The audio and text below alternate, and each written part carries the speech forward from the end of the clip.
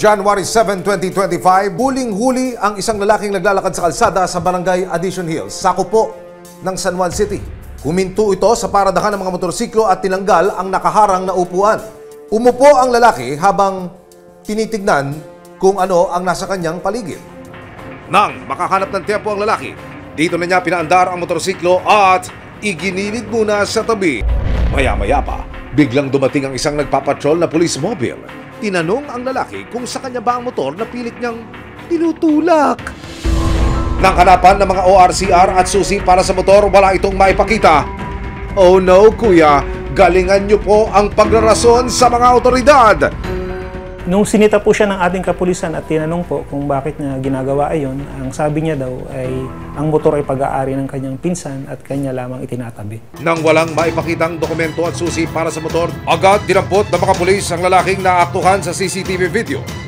Nagpulasan daw ang kanyang mga kasamahan pero naabutan ng mga otoridad ang isa sa mga ito. Nang makumpirmang kagrupo ito ng suspect, pareho na silang dinala sa presinto. Paglabas ko, bibili sana ng pagkain.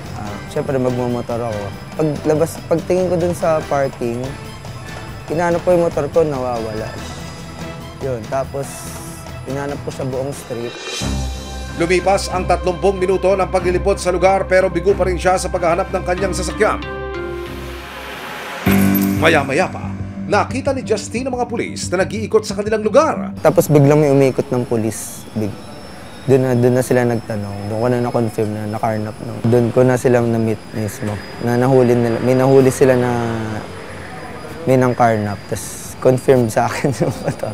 Mahigit 80,000 pesos ang halaga ng kanyang sasakyan na muntik ng batangay ng lalaki. Nung nalaman ko nga lang po nawawala yung motor ko, hindi po talaga ako makakatulog. Hindi lang naman siya pang alis-alis eh.